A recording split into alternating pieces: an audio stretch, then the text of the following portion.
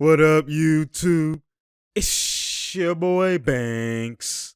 And we back in the building, you feel me? It's True Talks. Cause True Talks, alright? Let's get straight right into it. So you already know, man. Obviously, we know what's been going on in the media. We know that there's basically been an uproar. There's been a lot of, a lot of hoopla, a lot of talk, a lot of things going on, especially with this Ben Simmons, Joel Embiid, 76ers type of dynamic. Hopefully you're not living under the rock. And if you are, I'm unveiling it for you. You feel me? So, through the last, 2 days or so, last couple of days, basically what's been going on is that Ben Simmons has basically requested a trade. He said he's not coming to training camp, from the 76ers in Philadelphia. He's not doing none of that shit. He's out. He wants out. He prefers a California team to be traded to. And, here we go. It's the same James Harden type of thing. Paul George, like the list has gone on where we've seen a superstar talent or an all-star talent or, just a popular talent in this league demand a trade and ask out and, then the GMs have to obviously honor their wish. And sometimes it's been a good trade. Sometimes it's been a great trade. Sometimes it's been mediocre. But I know Philadelphia's kicking themselves, especially when they had an opportunity to trade him for James Harden back, before the trade deadline, before Brooklyn got him from Houston. But before we even get into all of that, let's basically just dissect what's going on in this moment. And, there's a lot of things to talk about just with this topic alone, because I have some, some things to talk about, especially when it comes to meeting the way the fans have been treating Ben Simmons and been roasting him ever since, they gave up, what was it, was it a 3-1? It wasn't a 3-1, sorry. Whatever lead it was. I think it was 3-2. 3-2 lead. They gave up a 3-2 lead. And, obviously, lost home court advantage. And things were fugazi when it came to, when it comes to Philly. They lost the Game 7 at home as well, too. So, obviously, that's not something that you want to celebrate, especially when you're the number 1 seed facing, the 4th seed. So, or the 5th seed, sorry. So when you look at it, that's just atrocity at its finest. And, obviously you're going to get some negative things from that, and it's not going to go well. So before we even get into obviously all of that, the context basically is, they had a struggle offseason or playoff, sorry, and it now transpired to this part now where, especially at the end of how Game 7, how they lost, Embiid obviously struggled, but Embiid, the whole series has been averaging, 30, close to it, and he's been the main guy, and he's been eating, but Ben Simmons, who actually did exactly what he normally does in all these all-star years, his 14, 16, whatever it is, and, his average is similar. The point was, there's been highlighted moments where he could have went up for a shot, could have taken a shot, could have been aggressive, and what did he do? He passed out, or he passed to, what's his name, and he got fouled, and then, just fugaziness in terms of that not being aggressive, then, the hack of Ben, obviously, too. So there's been things that the media and just the fans kind of focused on and then just been running with it and just been killing him and bashing him, right?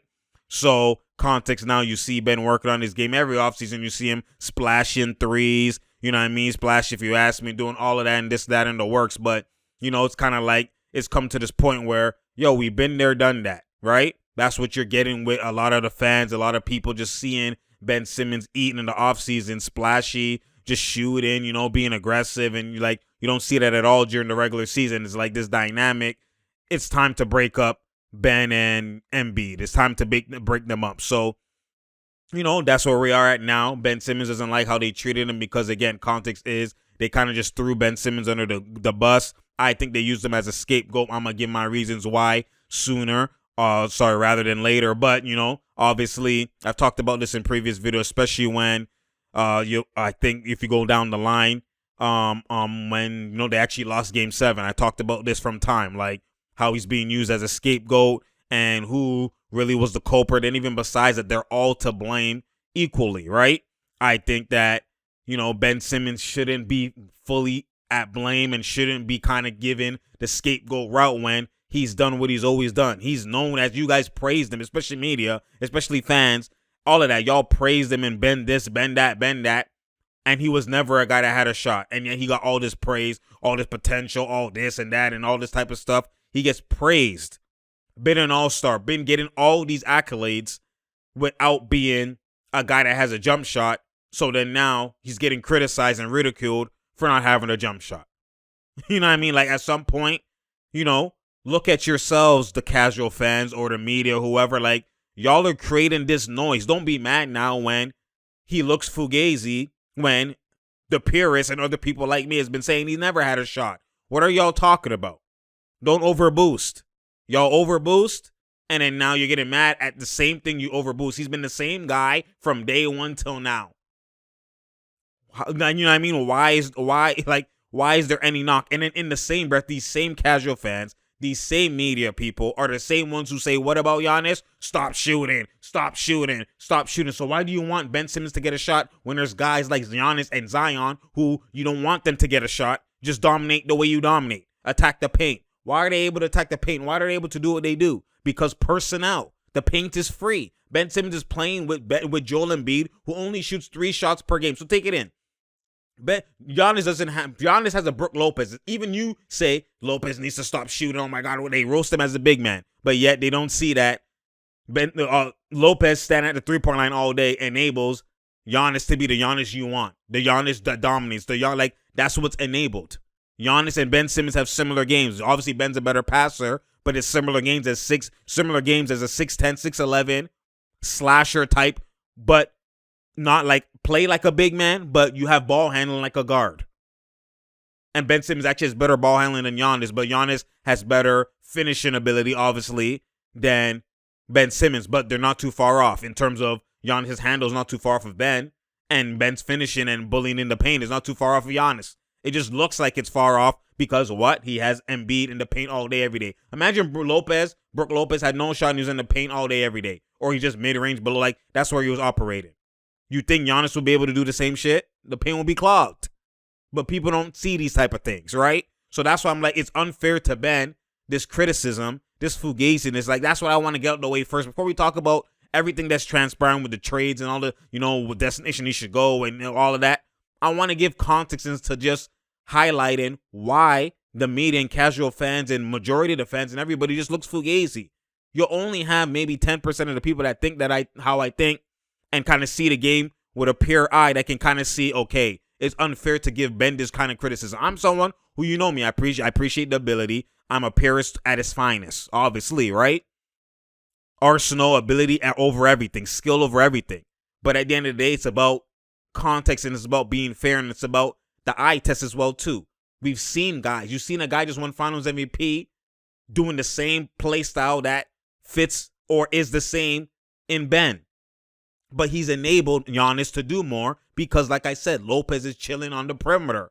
Y'all are like, I'm just bringing out the cap and the no IQ and how in the statements that the media, personnel, and the analysts and all these guys make and the casual fans make day in and day out. These are the same men that were killing Brook Lopez in the finals and throughout the playoffs, especially versus Brooklyn. They have no big dominate. Then how will Giannis dominate? Why y'all just look at things at an individual player and then you don't assess the whole situation? And it's frustrating because this happens time and time again. And then I look like I don't know what I'm talking about, or I'm looking at things too deep, or whatever the case is. But like, come on now. There's a reason why Brook Lopez is at the 3-point line and he won't waver. Because it's about enabling Giannis. That's your main guy.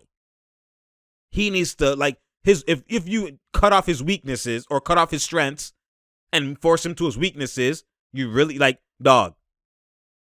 Y'all complain that he shouldn't shoot. So now you want him to shoot more because Brook Lopez needs to get the post-up touch? Like, what are y'all talking about? That's why you notice Brook Lopez goes to the paint the most and look completely different. When Giannis was injured, you seen how he was looking versus the Atlanta Hawks. There's a reason for this. Men are acting like Brook Lopez can't abuse the paint and kill. But there's a reason he prolonged his career and his game, by changing his game up, shooting a lot of threes. So now, obviously, he's bought into this role player role that enables Giannis and he got a ring that way. Is Embiid going to do that? Is Embiid going to do what Lopez does in the corner and chilling the whole time? So it's not only just a play style clash. It's about what works type of clash as well too from Ben Simmons' eye. Ben Simmons is seeing Giannis do this every day. I could do what Giannis is doing. You seen Ben Simmons do this when he was facing Brooklyn, when Embiid was injured or whatever, and he was facing Brooklyn in the first round, that 2 years ago in the playoffs or whatever. You seen Ben Simmons eat. When Jared Dudley challenged him or whatever, you seen Ben Simmons eat. Even if you look at Ben Simmons' numbers, it's its best when Joel Embiid's not on the game or he's injured and it's Ben Simmons. You seen it. That one time, remember when they were I think Embiid 2 years ago when they faced the Raptors in 2019. That year that Embiid got injured. What happened when he got injured? They were still steamrolling Philadelphia. When they had Redick and all those guys, and it was Ben Simmons running the show, and he was eating. Triple-doubles galore. So you got to look. You can't highlight and praise one person, but this guy does the exact same thing, but he's in a different situation, and then now you knock this guy and tell him he needs to get a shot. Oh, what point guard don't have? Like, what are you talking about? Giannis ball handles OD. Y'all tell him he shouldn't shoot. Go to the paint. Now they're acting like Ben Simmons ain't 6'10". Yes, he's playing point guard, but he don't have to. But he can play his point guard role. Like Ben Simmons, from his mindset, he's looking at it as, yo, Giannis does this, exactly what I do. The big man who used to be the post player and used to be elite at post and whatever, Brook Lopez, that shit don't work no more. Move. Go to the corner, chill out, and let me kill in the paint, go downhill, and pass the shooters. And if not, I'm the one doing screen handoffs. I'm playing the big and point guard at the same time. That's what Giannis was doing. Until the closing time. Then what happens? Middleton and whatever. You know what I mean?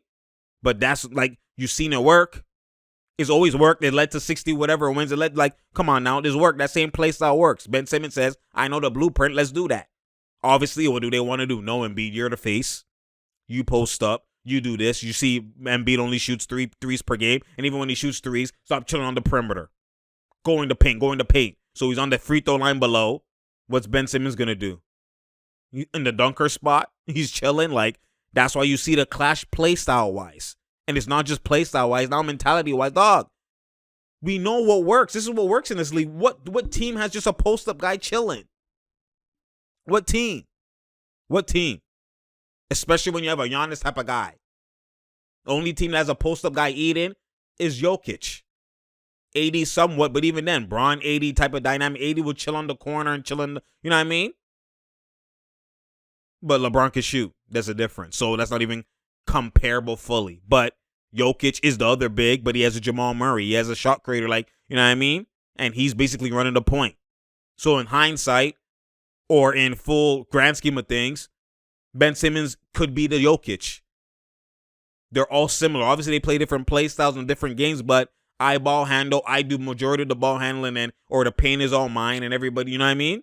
And that's the Jokic. That's, that's Luka. That's Giannis, right? That's who else? Who else has that play style? Zion somewhat. That's why they got Adams out of there. You know what I'm saying? Like, you've seen guys thrive in doing this. So clearly Ben Simmons could thrive doing this. He doesn't even need to get a shot. Like, people saying he has to get a shot. Obviously, I want every player to be the best version of themselves, which means gain a shot, have ability. Like, the skill is what's a necessity to be elite and stay being elite. But there's guys who don't have the skill that can be elite based on the situation.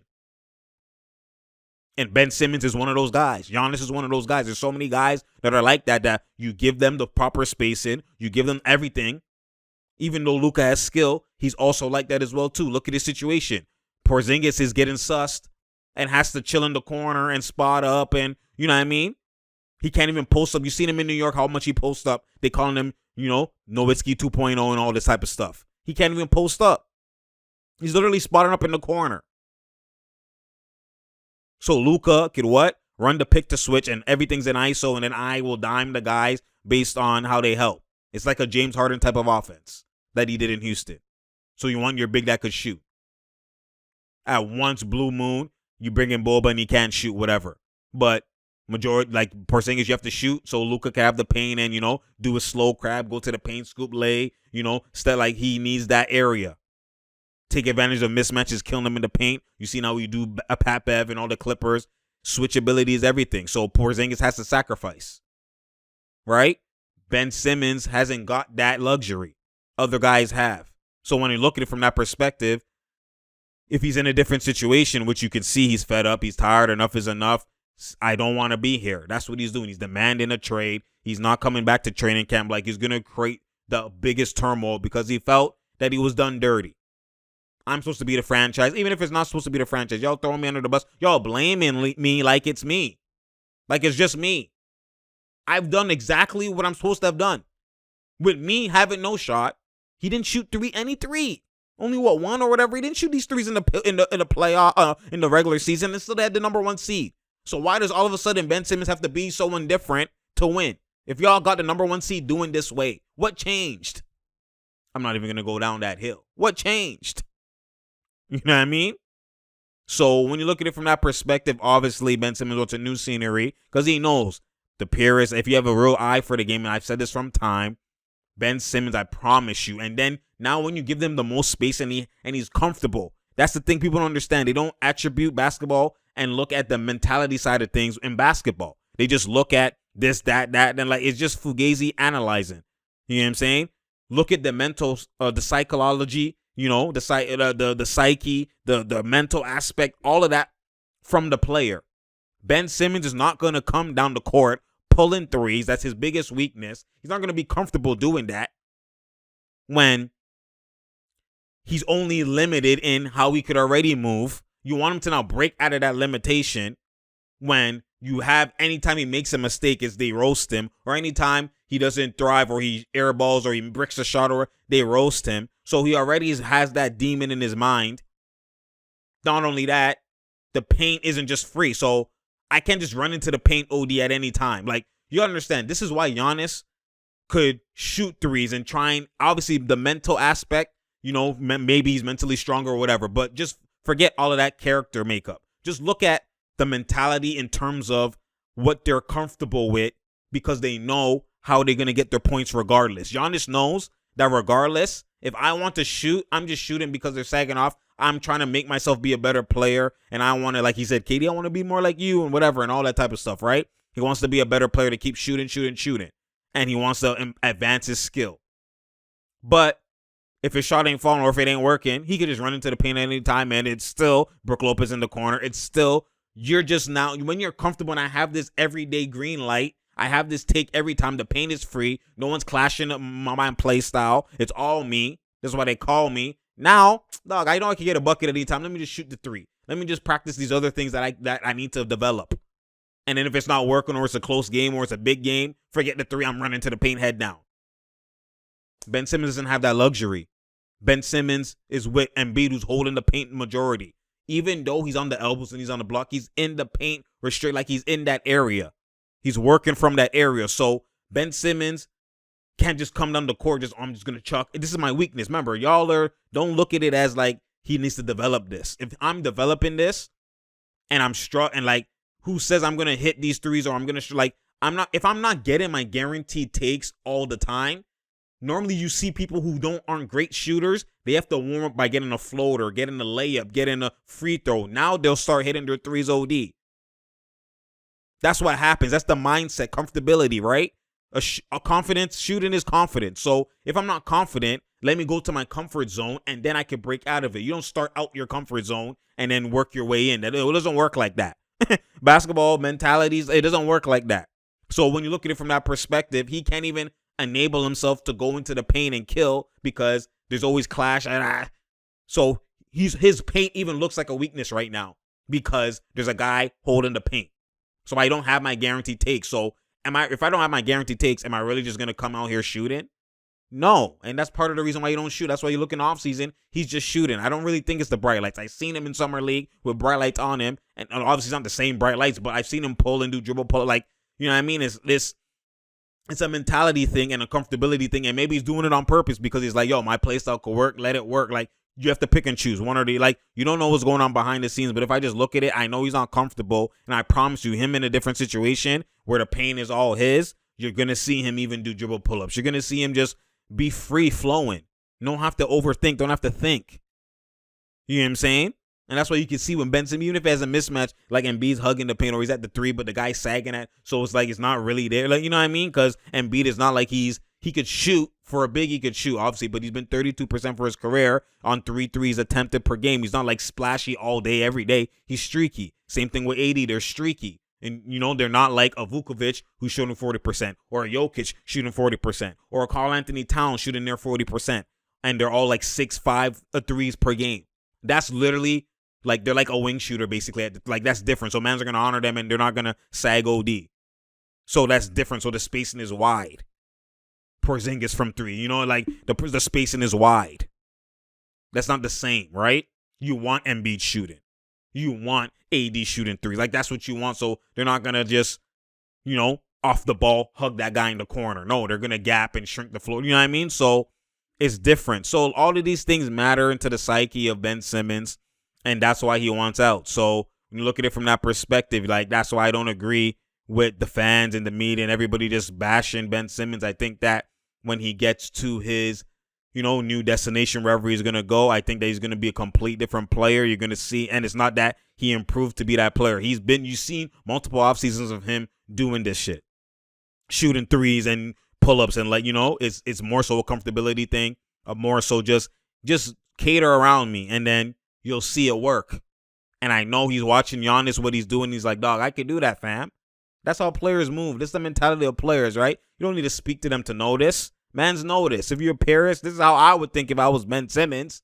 You're forcing me to get a shot. Well, I'm a Paris, so I wouldn't even be Ben Simmons. I'll be getting buckets already. But just let's say I was a Ben Simmons. I'm getting my game better. Dog. We see the blueprint. Enable me. I'm telling you, Ben Simmons, if Ben Simmons was on a Giannis, Milwaukee type of team, he would look like a superstar same ways, especially with that defense. Like, I'm telling you, he just doesn't look the same, and he's just not in a great situation for himself individually. And I know he realizes that, which is why he wants out, and they pushed him out because he's probably willing to, he's probably taking the route of, I need to get better, this and all that, typical humble type of stuff. But when mans are now blaming you and all, dog, you're going to get frustrated. You're going to, get me out of here. At some point, enough is enough. They can't keep get me out of here and let's see what y'all really do then. And that's kind of his mindset, I know, coming in. So now the next step is, obviously we know what's transpiring. Now we're in the next step of, where is he going to land? We're seeing a lot of, speculation. The Kings obviously are like, we're not giving up De'Aaron Fox. We're not giving up Tyrese Halliburton.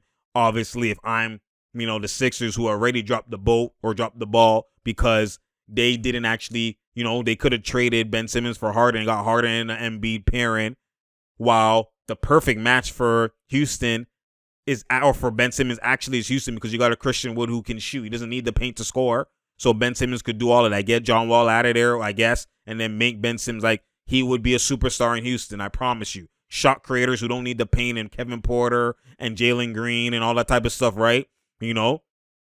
Josh Christopher as well, and all these just bucket getters all over the place. Eric Gordon, a lot of them. They don't need the paint to score, right?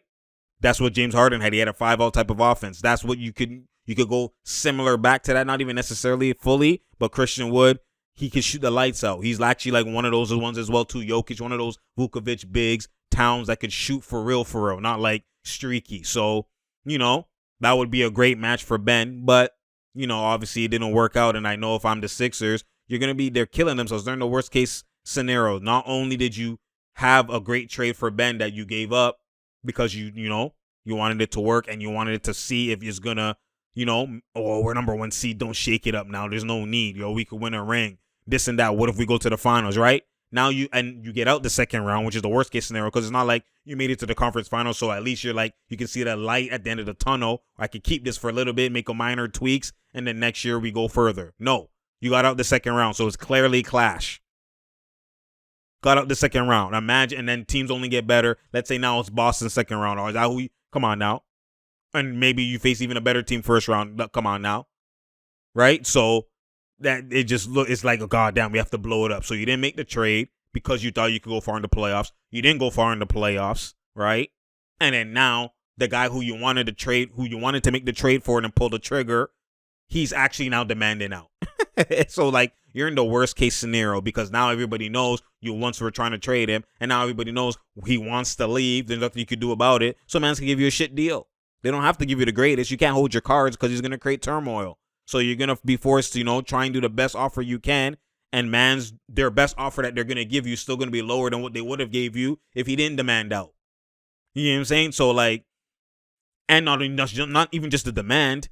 You have the playoffs that, precedes him because now it's like they just seen his last performances. He's not like he's playing during the season in Eden. His last performance that you've seen him was a Fugazi performance with the 76ers, whether it was his fault or not, or situation or not. That's what they saw with their eyes. So it's like, God damn, we're not giving you the world.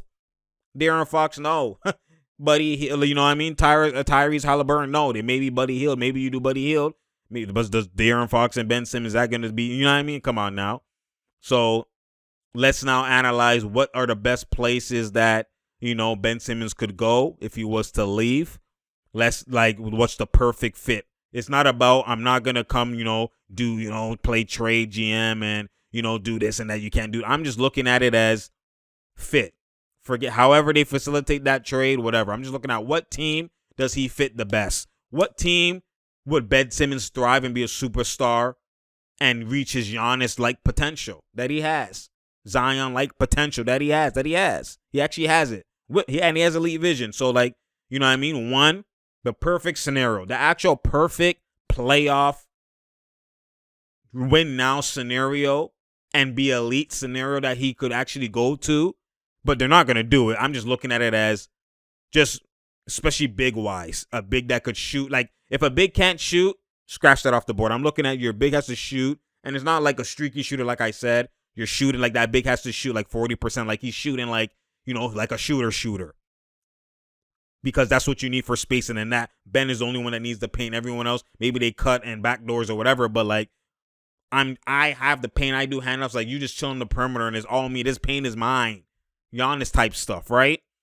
I think the Bulls, obviously, they're not going to do the trade. They just got Lonzo, whatever. But when you look at it, the Bulls, if you traded DeRozan, if you put DeRozan in Philly and you have a shot creator running a pick and roll with Embiid, that is more so a match made in heaven. That's more like that's like Kobe, right? Kobe and like a Kobe Shaq dynamic. Not really, obviously, because Shaq or Embiid is more versatile than Shaq.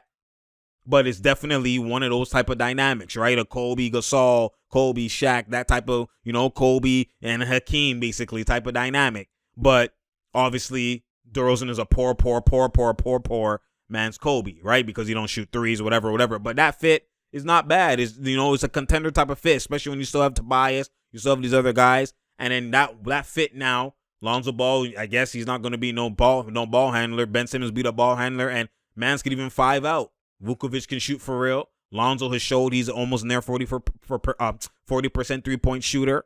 Levine, you already know he's a 50, 40, 90. He almost was there, right? Patrick Williams could shoot as well too. The paint is all his, and you're in the East, and you're still playoff contender. You're not in a losing situation where it's just you're eating as a superstar and then you're not winning, right? That is a great, that one I just thought of on the fly. I didn't really think of it, but that is a great fit scenario. Obviously, Chicago. Why would Chicago sign DeRozan just to trade him, right? But, you never know. Anything can happen. But forget whether it's IQ to actually trade. I'm just looking at it as, can I get someone back if I'm Philly?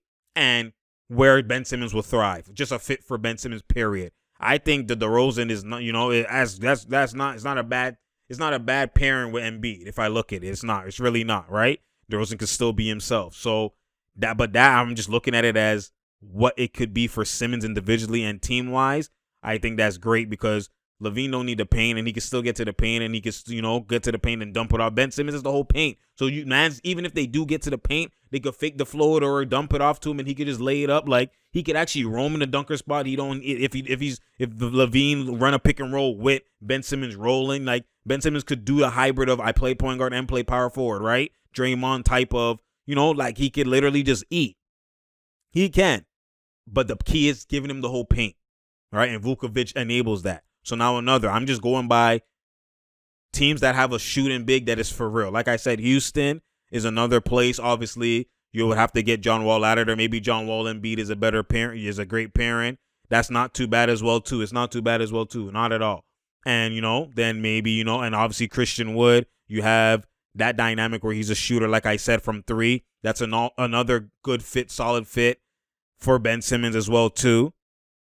Another one as well. I'm just going down the line. I like the Timberwolves one. You've seen people been talking about that. I like that one as well, too. Towns, obviously, Towns and Embiid are similar players, but Towns is more of a marksman from three than Embiid is. Embiid shoots 32% on his career. He shot 37 last year, which was pretty good. But again, he's only taken 3 attempts, which means he's barely out there. He's there here and there situationally.